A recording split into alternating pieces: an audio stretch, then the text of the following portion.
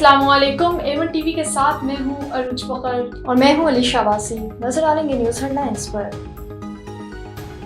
بلوچستان کے علاقے دکی میں دہشت گردوں کا کوئلے کی کان پر حملہ، 20 مزدور جہاں باد، 7 زخمی ہسپتال منتقل کر دیے گئے۔ حملہ آوروں نے راکٹ لانچرز، ہینڈ گرینیڈ اور دیگر اسلحہ استعمال کیا۔ حملہ آوروں نے کانوں کی 10 انجنوں کو آگ لگا دی۔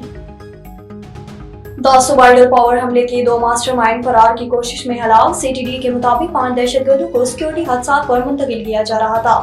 سمندری روڈ پر ساتھیوں نے حملہ کر دیا۔ فائرنگ سے محمد حسین اور ریاض موقع پر دم توڑ گئے۔ خیبر پختونخوا میں قیام امن کا مشن، گرینڈ جرگہ آج پشاور میں ہوگا۔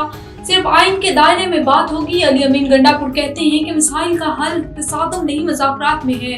امید ہے پرامن حل نکالنے میں کامیاب ہوں گے۔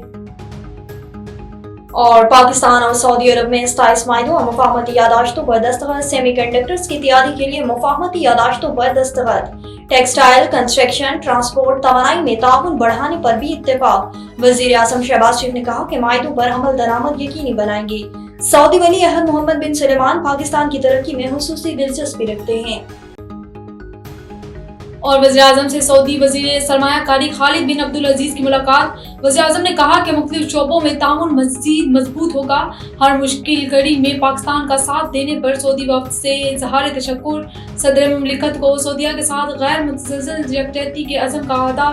سعودی وفد کی آرمی چیف کے ساتھ بھی بیٹھک۔ سپہ سالار نے کہا کہ پاکستانی عوام سعودی عرب کے ساتھ گہری محبت رکھتے ہیں، مختلف شعبوں میں تعاون بڑھانے کے عزم کا اعادہ۔ ایون ٹی وی کے نیوز اسٹوڈیو سے فی الوقت کے لیے اتنا ہی۔ مزید خبروں اور اپڈیٹس کے لیے دیکھتے رہیے A1 TV۔